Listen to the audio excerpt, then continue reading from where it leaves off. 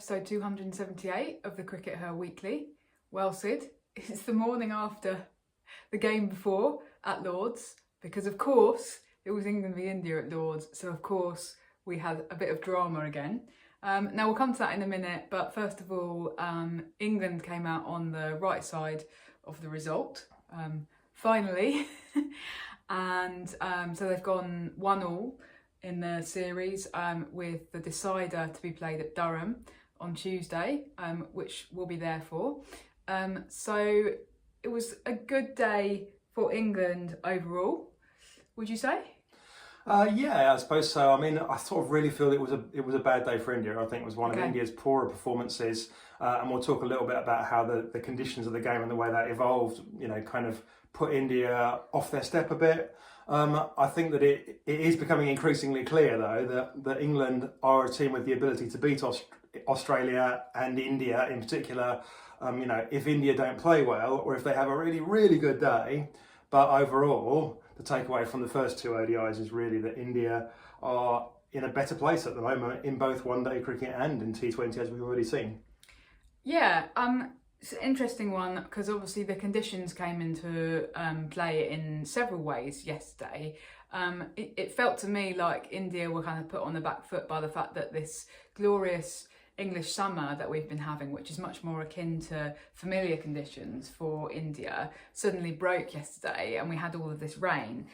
So they've been playing on these kind of slow, dry wickets, and then suddenly yesterday they're playing on one that's had 4 hours of constant rainfall that's very heavy and it's a bit stodgy, and the bounce is quite kind of low and uneven, and so India maybe were slightly put off their stride by that. Would you say? Well, Raf, can I just shock you? Here? It does rain in India. Does it? So, okay. Well, yeah, I mean, your point is taken. I think it's a little bit different to the case we saw 3 years ago. India turned up and was sent to a game up at Durham where it was freezing cold, and the conditions really were pretty horrible. The conditions weren't horrible yesterday. It was a wet day, but it was a humid wet day of the kind that the Indians, do see a lot of in their home country. But I think the real thing that kind of made it difficult for India is that 29 overs is a really difficult, number of overs to deal with. So it was obviously rain reduced to 29 overs a side initially, and then there was a slight rain reduction at the end in England's run chase. So anyway, both sides kind of coming out at the toss expecting a 29 over a side game. Yeah, the 29 over a side game, it's like it's about halfway in some ways mathematically between a 20 over game and a 50 over game. Why is that? Because it's obviously not exactly halfway, but it's about 42% more than a 20 over game and about 45% less than a 50 over game. So, it's like, how do you approach that? Do you treat it as a long T20 or do you treat it as a short ODI? And that's kind of also not helped by the fact that it's still called an ODI. So psychologically, you're still thinking in ODI terms. And I think that perhaps, that was the mistake that India made, but it was very difficult for them having to bat first. How many runs do you score in the power play off a 29 over game? Obviously these players know instinctively what pace they need to go out for all the other formats of cricket that they play in, but here it's more difficult. And you saw India kind of wrestle with those problems and not really knowing how fast they were supposed to go. Yeah, and of course England had the advantage because they won the toss of bowling first, so they knew exactly how many they needed to chase. So they didn't have that same issue of going, it's 29 overs and we're scratching our heads. I think India missed a trick actually by not changing the team they were going to play. Yeah, you've got an interesting theory here, Raf. So, well, I mean, it's not necessarily a massively original thought. I'm sure that there were lots of other people saying this yesterday, but given that both teams knew at the toss that it was going to be rain reduced, they had the opportunity to name whatever 11 they felt were best able to deal with that reduction in overs. So India could have opened with Shafali Verma instead. India's real problem yesterday was that they just didn't get off to a quick enough start. We know that Shafali is a great T20 batter because she's able to clear the ring fielders, right? That's what she does. And in the power play, that is what gets you off to a quick start. It's been one of the big differences between India and England in the T20s. So if she'd been opening up yesterday, I just feel like India wouldn't necessarily have had those issues, and I'm just a bit confused as to why they didn't have that kind of agile thinking that they've shown in other areas on this tour in this particular instance. by contrast, actually, when England were coming out to bat, even though they did have Tammy Beaumont and Amy Jones, who are their ODI openers, but for all the talk that Tammy Beaumont isn't a T20 player, she is perfectly capable of clearing that infield as well. And as Tammy, she did yesterday, better than anyone else. it was Tammy who really kind of got them off to that quick start, and then Amy Jones took a back seat, and then after Tammy Beaumont was dismissed, then Amy Jones was quite chilled and was able to be quite chilled because Tammy had built that platform for her, and it just meant that they were able to then kind of go along with ease. And then when there was that further rain delay and they had a DLS adjusted target, it was something like 13 runs in 5 overs, which is just stupidly easy. You could practically do it with one arm tied behind your back. But that was all the work that Tammy Beaumont did in the power play. It was a 6-over power play, exactly the same number of overs in the power play as a T20, right? So why didn't India open with Shafali, who is used to batting in a 6-over power play? Well, here's an interesting stat for you, Raf. Every single match of the T20 series, apart from one where they were chasing and they didn't need to, India scored more runs than they did in 29 overs yesterday. Wow. So if the coach had kind of like hypnotised them, woo, it's a T20, guys, and they'd gone out and played a T20, they'd have almost certainly ended up with more runs than if they'd done what they did. So you mean in the power play? No, full stop. They scored more runs in an all bar one of the T20s than they did in 29 overs yesterday. Right, okay. The only one they didn't was one where they were chasing, where they had 3 overs spread and they didn't need to score that many runs. That's quite a stat, isn't it? Yeah. Incredible. So, I mean, maybe cricket needs to think deeply about hypnotising the players and making them. We've talked about that with Amy Jones before. Hypnosis. Make Yeah. Lottie, if you're watching, hypnosis may be the answer.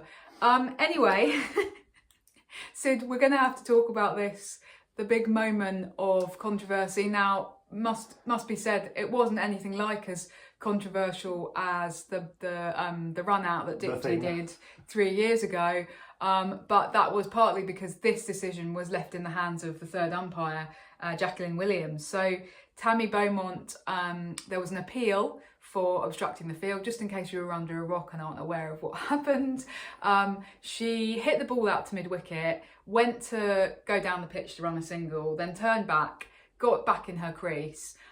Just after she got back in her crease, the throw-in came from Rodriguez at mid-wicket, and Tammy looked to have kicked the ball, and Risha Ghosh, who was there to field it, then appealed to the on-field umpires for obstructing the field. Now, the on-field umpires had a chat and then referred it upstairs.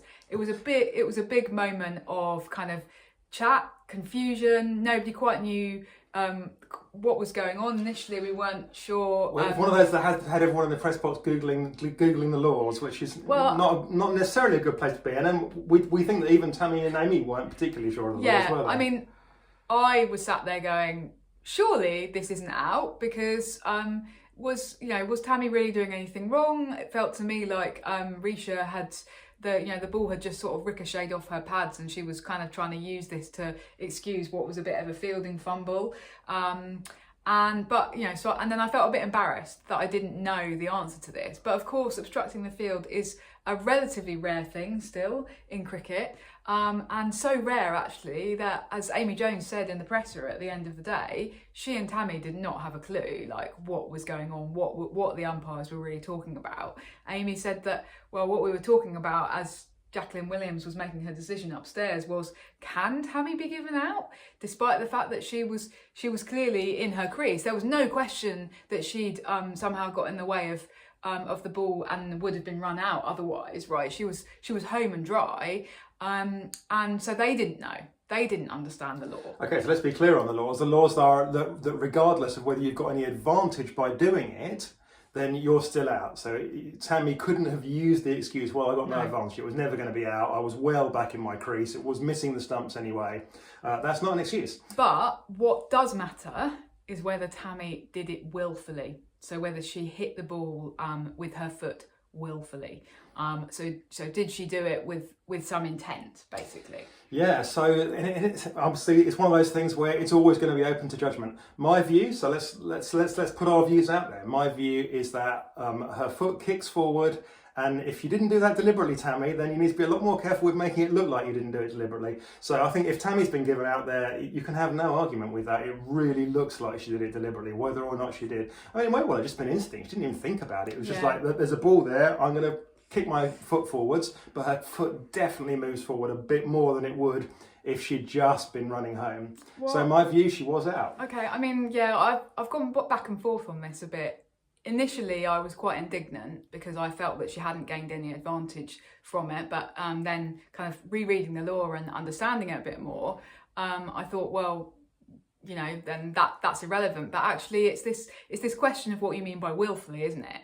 And that comes down to the judgment of the umpire.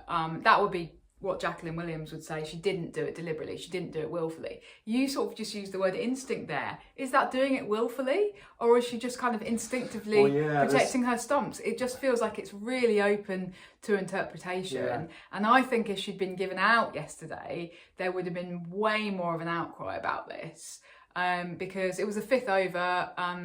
Okay, she only added 9 more runs after that, but still, It was a point of the game in which it could have been important as well, because it was a point of the game where England had actually started to slow down a bit, even after their quick start. And if England had lost a couple of wickets, they could well have slipped behind on DLS at that point. So, you know. I mean, yeah, so I think maybe you could argue that she was out, like, within the letter of the law, but in terms of kind of the law as it's usually applied, maybe not. So this is a difficult one. For me, what this really shows up is that the law itself is actually a problem, because the penalty is far too harsh in an instance like this. And I just kind of feel that Jackie, probably looking at it, I'm sure she didn't do this consciously, but in the back of her mind would have been something about, well, no harm, no foul here.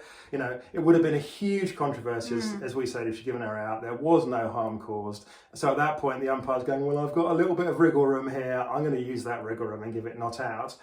If it had been, say, a 5-run penalty, I think she'd have probably given it. That's my view.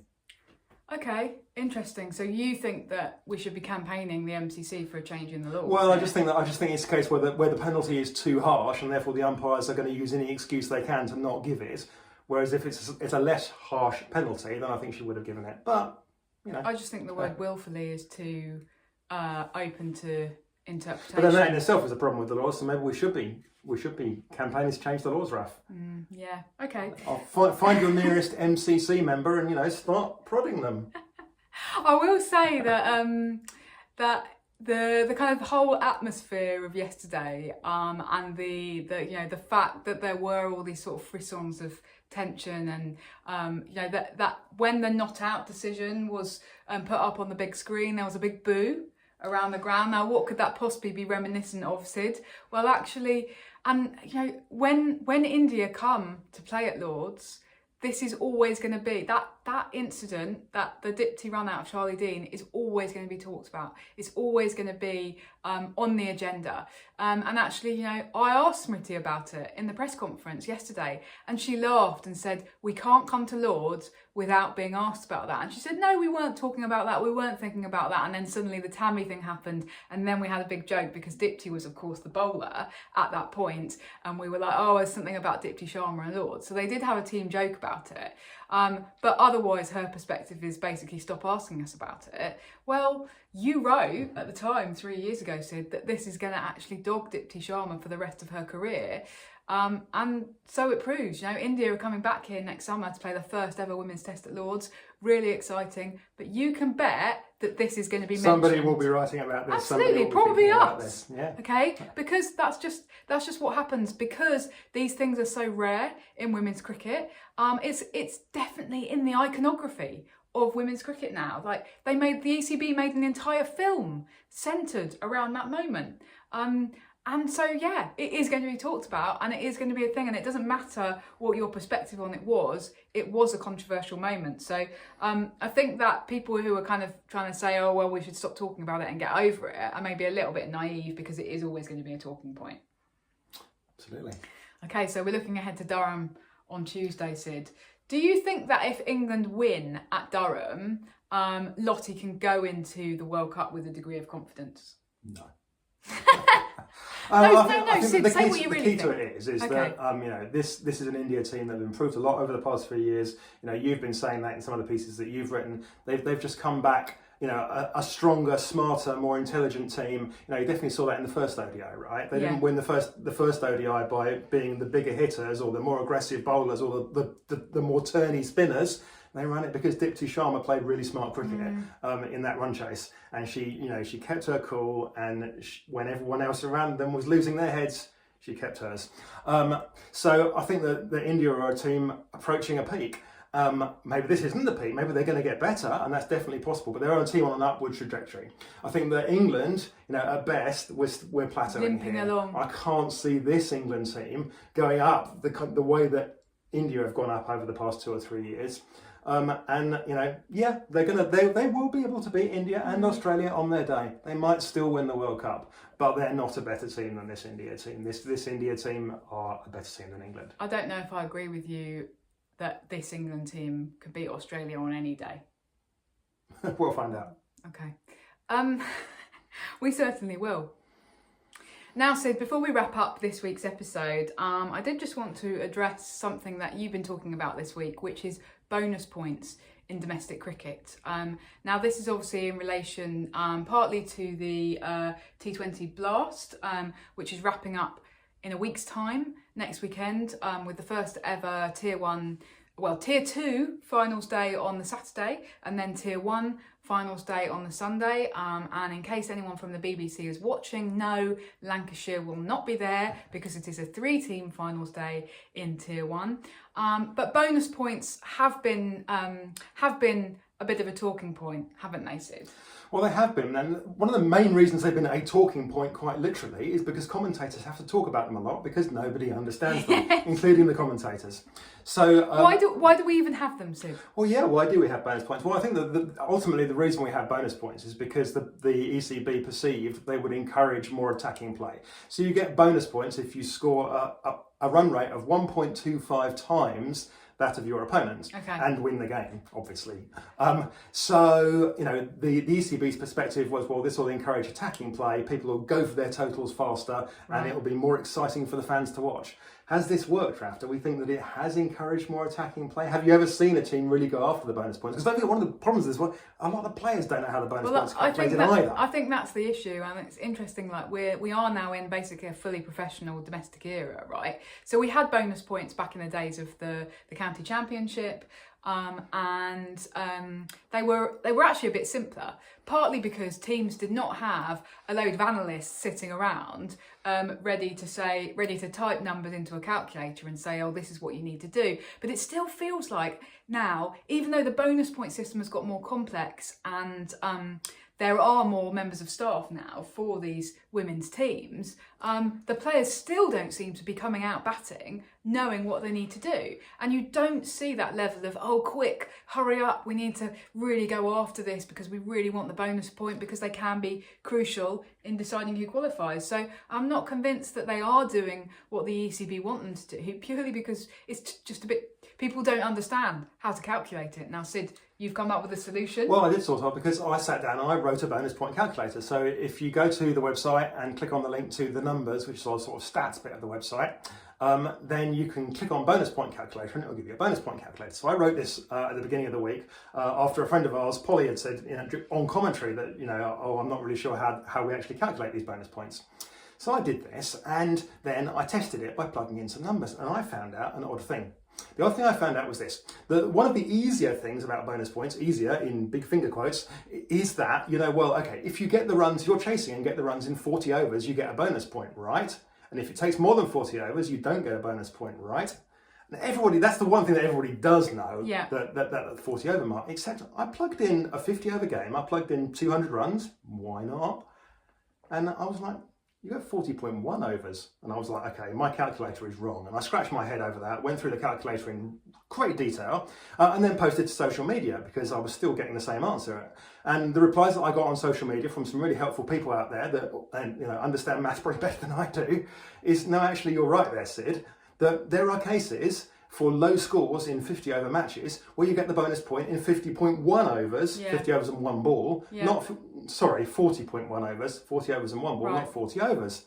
So the point is, the bonus point system is so complicated that even the ECB don't understand it, and everyone's got this widespread misconception, which, by the way, is repeated in the playing conditions. The playing conditions literally have example of bonus points, 200 runs scored in a 50 over match, 40.0 overs. It's mathematically wrong. And this could really matter, as you say, someday, because if it comes down to a bonus point game where someone doesn't get the bonus point and then doesn't qualify for finals day, there's huge financial incentives for the teams to get to finals days and win these competitions.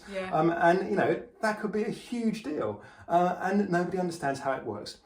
My overall view, you know, taking it all into account, is we should just ditch the bonus points. You know, if you want to know how leagues work best, you should always look at men's football, right? The most successful league in the world is the English Men's Premier Football League. You know, it's been running for 100 years.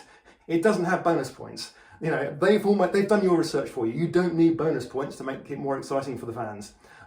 Ditch the bonus points. No one understands them. The commentators don't understand them. The players don't understand them. The ECB people literally don't understand them. Get rid of them. Okay. Mic drop. Let's hope somebody from the ECB is watching and pays attention. Thanks for all your hard work, Sid, doing the bonus point calculation system so that the rest of us don't need to worry and potentially uncovering a blip.